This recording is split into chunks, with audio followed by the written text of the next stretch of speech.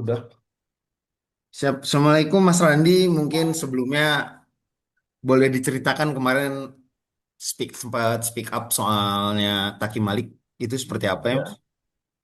Ya, jadi ini saya bercerita dari awalnya dulu aja ya, biar komunikasinya semua nggak salah persepsi seperti itu. Jadi saya kenal Laki Malik memang sudah lama, dan saya sendiri memang pekerjaan saya di Saudi ya, di Mekah Madinah, karena saya sehari-hari memang melayani tamu-tamu jamaah umroh seperti itu. Nah, singkat cerita, di tahun pertama kalau nggak salah waktu itu 2023, Taki mulai membuka wakaf Quran, yang dimana saat itu ketika kita berwakaf Quran, kita itu masih bisa satu orang membeli dalam 2-3 karton di pabrik di percetakannya di Madinah. Yang harga rata-rata, bukan rata-rata ya, memang harga pabrik itu sekitar 25 real di sana. Nah, ketika kaki membuka itu, masuklah kurang lebih itu ada yang menitipkan amanah wakaf itu kurang lebih sekitar hampir 3.000 mushaf saat itu. 3.000 Quran. Belilah dia di sana. Dan singkat cerita, ketika dia beli banyak sekali di sana, selang beberapa minggu, kita sudah tidak bisa lagi membeli banyak di pabrik percetakan itu. Karena dari pihak otoritas keamanan masjid atau apa melihat atau apa ya, menilai bahwa mushaf ini diperjualbelikan oleh jamaah secara online. Dan itu secara aturan dilarang. Saudi memperbolehkan, memang banyak toko-toko di area masjid, terus di sekitar Mekah atau Madinah itu menjual mushaf yang memang diperuntukkan untuk wakaf. Karena di dalam masjid itu, mushaf yang diperuntukkan untuk wakaf itu hanya diperbolehkan keluaran dari pabrik tersebut yang ada di Madinah. Namanya percetakan Malik Fahad.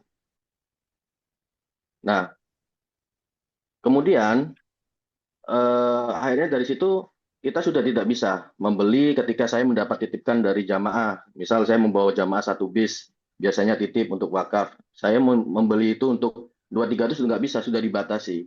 Karena ada indikasi bahwa banyak jamaah-jamaah, khususnya yang mereka datang untuk umroh, dalam arti mereka datang menggunakan visa umroh, bukan visa kerja, menjual eh, Quran ini untuk sebagai bisnis. Akhirnya itu yang dibatasi yang pertama.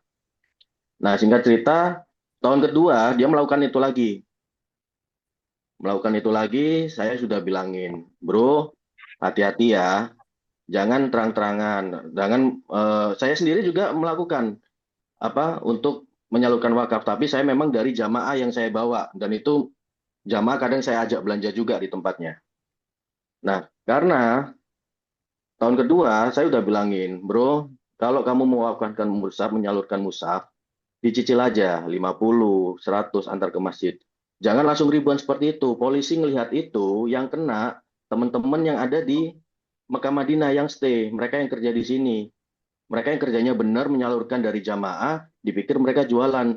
Dan sudah beberapa kali kasus teman-teman saya itu ketangkep sama polisi di penjara 3 hari, 4 hari. Perkara niatnya hanya mewakafkan musaf gitu. Sampai di tahun lalu itu di Madinah itu masih itu emang lagi sama saya. Saya sudah bilangin lagi, dia buka sedekah makanan juga. Yang dimana rata-rata harga sedekah makanan di sana itu kurang lebih sekitar 10, mungkin ada dari 8 real, 10 real sampai 15 real. Itu kurang lebih kalau dikurskan secara rupiah mungkin dalam 50 ribu lah, 50 ribuan. Tapi dia membuka itu dengan harga 100 ribu per box. Akhirnya itu rame lagi. Dicarilah dia oleh polisi di sekitar. Sampai yang awalnya dia stay di hotel, dia kabur, dia cari apartemen yang jauh dari masjid saat itu, tahun itu. Dia tahu sendiri, dan itu posisi memang lagi sama saya. Nah, tahun ini dia membuka lagi. Ramadan masih 2-3 minggu lagi tapi dia sudah membuka peluang itu lagi. Saya bilangin baik-baik, saya DM, Afan, broku, gini, bla bla bla bla bla.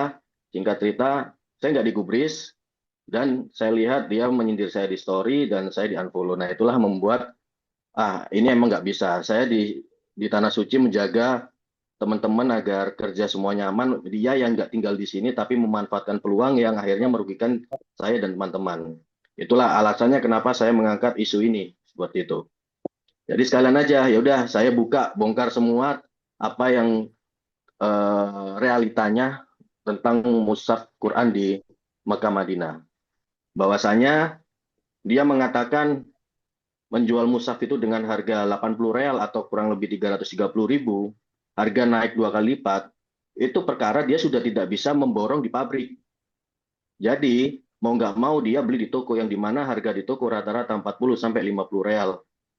Ada yang 30 real, ada yang 35 real, macam-macam tokonya. Makanya dia tidak bisa menjual mushaf dengan harga yang lama, dia mengatakan bahwa harga naik 2 kali lipat. Seperti itu. Dan selisihnya apa ya, keuntungan yang dia ambil itu lebih banyak ketimbang dia beli mushafnya gitu daripada tokonya. Dan itu menjadi keresahan teman-teman. Dan masalah keduanya, dia menimbun itu dulu sampai benar-benar terkumpul 2.000 mushaf atau 1.000 mushaf atau 3.000 mushaf, baru dia berangkat dan menyalurkan.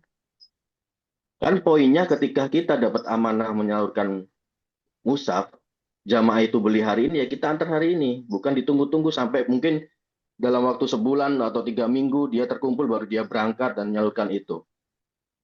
Itulah yang bikin menjadi obrolan atau pembahasan teman-teman yang ada di, kita bahasnya mukim ya bahasanya, teman-teman yang tinggal di Mekah dan Madinah ini. Itu seperti itu. Makanya ketika kemarin saya angkat, ternyata dampaknya luar biasa. Banyak juga yang selama ini memendam keresahan itu muncul semua di DM saya. Terus ya bisa dilihat sendirilah di komen-komen yang saya posting seperti itu. Apakah ada pembelaan atau apa? Karena memang yang saya sampaikan sesuai fakta dan realita yang ada di Tanah Suci seperti itu. Kurang lebih sih kenapa saya angkat isu, alasannya yang tadi sudah saya sampaikan. Mungkin dari situ. Jadi gimana? Atau ada pertanyaan dari Mas atau Mbaknya mungkin? Tapi Bang Randy, setelah dirimu speak up sendiri di media sosial, apa dari pihak Taki sendiri ada kayak sudah menghubungi dirimu nggak sih? Kayak lo ngapain sih pakai ngomong kayak gitu atau seperti apa kayak gitu nggak sih Bang? Nggak ada. Saya menunggu itu. Dia punya kontak saya, nggak ada. Walaupun saya ngelihat juga teman-temannya memantau adiknya, memantau story saya atau apa. Saya emang tunggu itu. Karena apa? Kalau memang dia mau membuka ruang debat, ayo kita diskusi. Kalau memang apa yang saya sampaikan itu salah, tidak sesuai fakta, ya saya siap mendapatkan konsekuensinya apapun itu. Nah, tapi dari Bang Randy sendiri kan Bang Randy sendiri kan tahu ya apa yang sama Taki sendiri seperti itu, apa yang dilakukan Hmm. itu salah. Ada nggak sih niatan dari abang kayak pengen kayak laporan kah atau seperti apa atau mengumumkan korban yang sudah pernah ditipu sama dia? Sebenarnya kalau saya melihat dari sisi nipu nipu di jamaah apa di kitanya, maksudnya di jamaah di orang-orang kita, itu secara akad yang dia sampaikan itu kan memang jual beli kan. Sebenarnya kalau nipu enggak, ya dia istilahnya dia membuka harga musaf 330.000, terus dia akhirnya menyalurkan dengan beli musaf yang murah. Maksudnya yang tidak sesuai dengan wakaf. Sedangkan wakaf itu ya nominalnya Ya. berapa, ya kita wakafkan sesuai nominal. Cuman kalau secara hukum ya memang secara agama yang saya ketahui dan itu yang sudah dilakukan juga oleh pekerja-pekerja yang ada di Mekah Madinah khususnya. Rata-rata mereka itu wajar menaikkan harga yang mungkin hanya sekitar 5 real per musafnya atau enggak 20.000 atau apa. Itu hanya sebagai uang jalan karena kita ke pabrik, ke percetakan, butuh ongkos, kita mengantarkan, butuh tambahan orang untuk mengangkat, kita butuh ongkos. Biasanya memang seperti itu. Tapi ini yang sangat nggak wajar menurut kami dan teman-teman menilai itu bahwa ini untungnya gila banget. Kalau dihitung-hitung bisa ngalahin travel yang pertama dan kedua ngalang-ngalahin tokonya sendiri yang jualan musaf gitu loh. Maksudnya kenapa dimanfaatkan sedemikian besarnya gitu. Sedangkan apalagi dia dengan cara yang menimbun dulu baru disalurkan, tidak secara langsung hari ini jamaah titip ke dia langsung disalurkan seperti itu. Jadi kalau dilihat dari sisi nipu sih aku nggak melihat sisi nipu ya karena yang dia sampaikan memang akadnya jual beli. Tapi kalau secara dari hukum yang ada di Saudi menggalang atau menggalang sedekah atau menggalang donasi secara online di luar otoritas atau aturan dari Saudi itu bisa itu sifatnya ilegal. Makanya kenapa tahun lalu Hmm. Taki dicari sama polisi. Dan insya Allah, kalau Hmm. misal tahun ini Taki datang lagi ke sana, bukti itu sudah ada semua. Teman-teman sudah banyak laporan ke polisi dan ke intel-intel yang ada di Madinah. Insya Allah dia udah langsung ketangkep dan itu nggak ada negosiasi, udah langsung dipenjara dia. Karena tahun Hmm. lalu itu sudah ada yang sering kejadian, sudah ada kejadian beberapa influencer Indonesia kita, ya adalah saya nggak sebut namanya, itu lagi sama saya dan Taki juga. Saat itu dia berangkat umroh dan sama yang berangkatkan memang programnya dia tuh bagi-bagi buka puasa lah setiap hari. Membuat konten, yang mau titip jamaah silakan ke sini nanti kita salurkan. Konten itu viral di Saudi. Kedeteklah sama polisi Saudi. Mukanya dia di biometrik keluarlah data visanya, dicari di hotelnya, ketemu di pelataran, ditangkap. Untung kita ya Hmm. maksudnya dari kita dan teman-teman bantu menjelaskan bahwa kita tidak menerima duit, yang menerima duit dari pihak yang menyuruh kami bla bla bla bla seperti itu. Jadi memang aturan dari Saudi sendiri seperti itu. Itulah kenapa saya dengan keras dengan lantang bersuara kemarin ini karena saya ingin tinggal lama di Saudi seperti itu. Dan teman-teman juga ingin merasakan ya yang mencari nafkah yang dalam waktu yang lama gitu, tidak menjadi sebuah kekhawatiran ketika kita melakukan pekerjaan kita setiap hari terus ada kekhawatiran bahwa wah gara-gara ini kita nanti dituduh ini seperti itu. Itulah Hmm. kenapa kemarin saya mengangkat secara tegas. Makanya saya pun menunggu kalau Taki mau secara berdebat, ya mungkin aku rasa ilmu agamanya dia jauh lebih lebih hebat daripada saya. Tapi ya mohon maaf, saya yang lebih tahu kondisi di Mekah dan Madinah daripada dia. Hmm. Berarti bisa dibilang Taki sudah tidak diterima ya Bang kalau untuk berangkat ke sana ya Bang atau seperti apa nih Bang? Karena dengan Diterima, adanya diterima. Visa pasti pasti dia ngurus visa keluar, datang pun di imigrasi gak akan ada masalah. hmm. Tapi ketika salah satu dari kita atau saya misalnya tahu dia lagi di Madinah, saya tinggal tunjukkan fotonya dia atau story-nya dia yang saya capture ke polisi di sana. Dia seperti ini. Udah langsung dicari hari itu juga. Hmm. Tapi kelama dia misal datang ke sana tidak ada laporan apa, intinya simpel di Saudi ini. Kita di sedekah itu boleh, diperbolehkan. Kita berbagi makanan, kita berwakaf musaf, diperbolehkan. Cuman satu, jangan intinya di sana kan minim dengan dokumentasi kan, apalagi Saudi punya lembaga lah, lembaga istilahnya lembaga sosial yang memang mau bersedekah makanan atau apa, dia punya lembaga resmi. Hmm. Nah, itu seringkali dimanfaatkan oleh jamaah-jamaah kita yang dia jual sedekah, jual wakaf untuk ya itu dia menjual makanan 500.000 nanti dibelikan makanan yang harga yang biasa yang 50.000 dan di bawahnya seperti itu. Itu udah sering, udah banyak terjadi. Saya pun juga banyak titipan. Saya sendiri ya, saya sendiri punya komunitas sedekah. Jujur, saya punya komunitas sedekah. Tapi saya tidak pernah merasa itu sebuah persaingan atau apa. Tapi yang dilakukan Taki itu merusak apa ya ekosistem yang ada di Mekah dan Madinah yang akhirnya teman-teman ini yang awalnya dengan menyalurkan sedekah memang dari jamaah, kita tidak berjualan secara online atau apapun, polisi melihat kita bahwa kita berjualan dan kita ditangkap. Hmm. Masalahnya di situ. Mas izin, Nah, dia ya gimana? nggak apa-apa Mas, lanjut dulu aja Mas, izin Mas, maaf. Ya, dan masalahnya si Taki tidak tinggal di sana, dia hanya datang ke sana untuk menyalurkan programnya dia. Dia setiap umroh kan hanya datang untuk menyalurkan programnya aja, bukan memang aktivitasnya setiap hari di Mekah Madinah gitu. Jadi Hmm. ketika dia mau ngonten apapun ya otoritas Saudi mau nangkep dia ya nggak bisa. Ngapain dia udah nggak di sini, yang penting dia nggak di sini gitu. Hmm. Oke. Mas Mas izin mungkin Mas, itu soal di tadi dibilang kejadian, Gimana? Mas izin yang tadi dibilang soal Taki tahun lalu dicari sama polisi, itu kasusnya kasus apa ya Mas ya?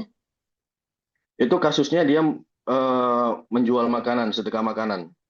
Dan dia story-nya dia itu tembus dilihat oleh pihak ada beberapa polisi inilah polisi Intel di Madinah lah. Karena dia waktu berbagi makanannya bukan di area masjid tapi di area Mamsak Kuba saat itu. Dan akhirnya karena makanannya itu nggak sesuai dengan jamaah-jamaah di sana, karena Mamsa Kuba itu kebanyakan yang stay di sana itu orang-orang India atau apa. Dan kalau nggak salah Taki waktu itu ngasihnya makanan Indonesia atau apa. Akhirnya banyak makanan yang kebuang di sana dan bikin kotor. Dan itu akhirnya dicari siapa yang bagi-bagi di sini. Ketika dicari tahu ya Taki itu. Nah itu akhirnya waktu itu dicari. Tapi tadi kata Mas sendiri untuk sedekah bagi-bagi, saya agak kurang jelas. Kalau tadi kata Mas sendiri Hmm, buat bagi-bagi makanan sedekah tuh diperbolehkan gitu kan tuh ya. Cuman ini kenapa diperbolehkan. akhirnya tapi dicari sama polisi gitu Mas? Diperbolehkan kalau memang itu yang berbagi jamaah umroh, bukan kita yang menjual secara online. Paham nggak maksudnya? Oh, Bedanya. berarti memang oh oh berarti Taki memang kayak bikin fundraising gitu, apa Iya, namanya, jadi dia orang bikin mau story, bikin kasih flyer, dia makan ke bikin, jamaah. iya, Oh, dia bikin flyer di story, oke tempat oke lah oke. dia bikin feed juga. Nah, itu yang nggak boleh. Tapi kalau memang dia lagi sama jamaah umroh, misal dia satu keluarga nih umroh, misal kita lagi umroh, terus kita beli makanan, kita berbagi, nggak masalah, aman. Tapi kalau kita membuat flyer, yang mau sedekah silakan transfer ke rekening ini. Itu nggak boleh. Oke oke oke oke. Itu kasusnya sejauh ini udah sampai mana Mas? Mungkin apa cuman sekedar Taki dicari polisi atau kayak gimana Mas? Ya waktu itu sekedar Taki dicari, setelah itu dia langsung pindah ke Mekah. Nah, ketika dia dicari sampai ke Mekah dan sekarang dia udah nggak pernah ngepost lagi kan untuk wakaf Quran ataupun sedekah makanan. Ya istilahnya dia menghilang lah, dia tidak posting itu lagi. Akhirnya ya, polisi melihat ya udah. Nah makanya kemarin karena mendekati momen Ramadan, dia tahu bahwa ini momen orang bersedekah, dia buka lagi seperti itu. Dan aku sudah ngasih tahu, kamu tahun lalu sudah kayak gini, tolonglah. Kalau memang pun kamu mau buka sedekah ya sudah, kita teman-teman di sini ya bareng-bareng dengan yang wajar gitu loh. Jangan yang istilahnya mencari keuntungan yang luar biasa di dalam sedekah ini gitu. Apalagi dengan dia membuat rekening secara khusus atau apa, itu kan udah menyalahi aturan di Saudi gitu. Oke. Mas berarti sejauh ini belum ada komunikasi sama Taki terkait Musa itu sendiri ya Mas ya? Nggak ada, saya menunggu. Saya menunggu dan walaupun netizen terus untuk mengangkat isu saya ini, isunya Taki ini ya saya tetap menunggu beliau. Sampai yang terakhir masalah kiswah itu juga saya angkat kan akhirnya. Karena banyak pertanyaan. Apakah benar bahwa kiswah yang dijual Taki itu asli dari Ka'bah? Nggak ada yang dijual. Itu memang asli, itu asli cetakan pabrik. Dengan bahan yang sama, tapi bukan yang bekas dipasang dari Ka'bah.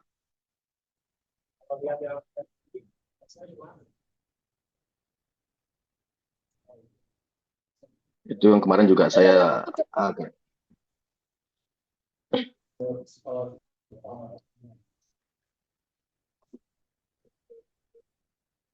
Mas mungkin boleh sedikit dikasih bocoran mungkin tadi ngomongin soal keuntungan mungkin keuntungannya di kisaran berapa Mas untuk itu? Ini ya, saya hitung. Musaf kurang lebih kita ambil yang rata-rata toko jual lah 40 real kali dengan kurs saat ini kita ambil kurs 4.500. Berarti harga musaf itu di toko kalau kita beli sekitar 180.000 rupiah, ya kan? Nah, dia menjual dengan harga 330.000 dikurangi 180.000. Untungnya dia itu 150.000 kalikan aja dengan yang dia sebut 2.000 mushaf. 300 juta sendiri dia dapat dalam sekali berangkat. Seperti itu. Mungkin Mas ada yang mau disampaikan ke Taki?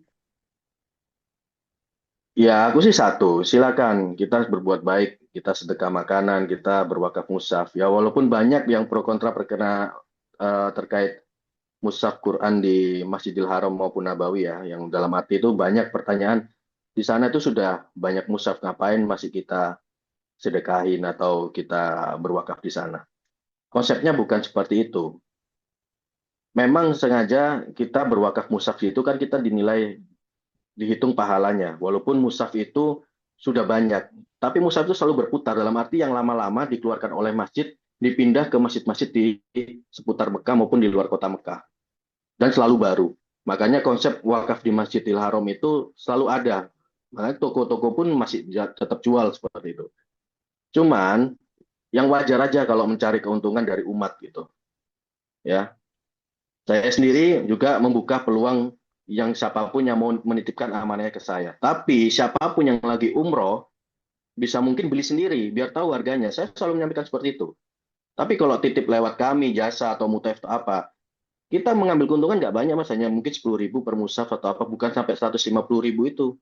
Ya itu wajar karena apa ya, kita ada ongkos dari misal tempat kita ke masjid, terus dari masjid kita ngangkat-ngangkat lagi atau apa, itu sudah biasa, itu udah istilahnya udah ekosistem yang terjadi di Mekah Madinah. Makanya banyak yang pada nggak senang, ini siapa orang baru, dia cuma bergelar ustadz, terus buka musaf dengan harga yang fantastik, mendapat keuntungan seperti itu, habis itu ada masalah dia tinggal, kita yang kena imbasnya. Jadi jangan kayak gitu. Silakan kamu menjadi wadah untuk menyalurkan sedekah, tapi yang wajar. Jangan serakah. Udah itu aja kalau pesan dari saya buat Taki.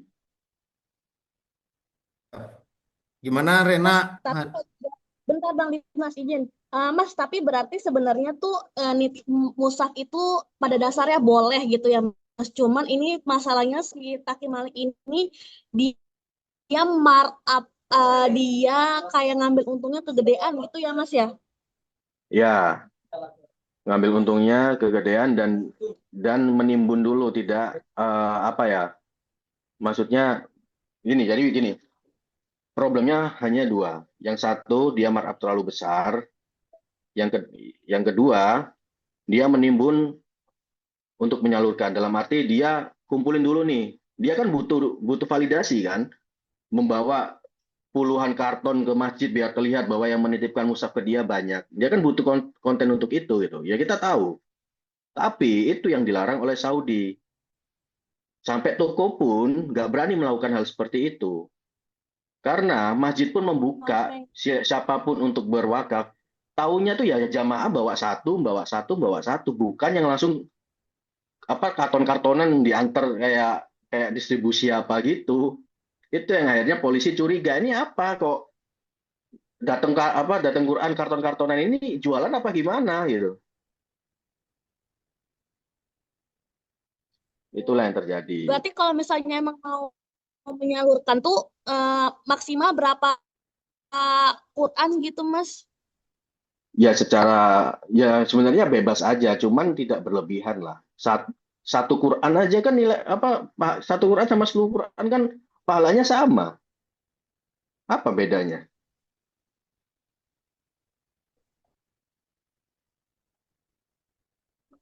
Kalau misal kita satu Ya keluarga yang umroh, cukup. kita bawa bawa mushaf 10 Quran atau satu kertas, ya dan tidak masalah. Cuman kalau tiba-tiba langsung di drop segitu banyaknya kan curiga.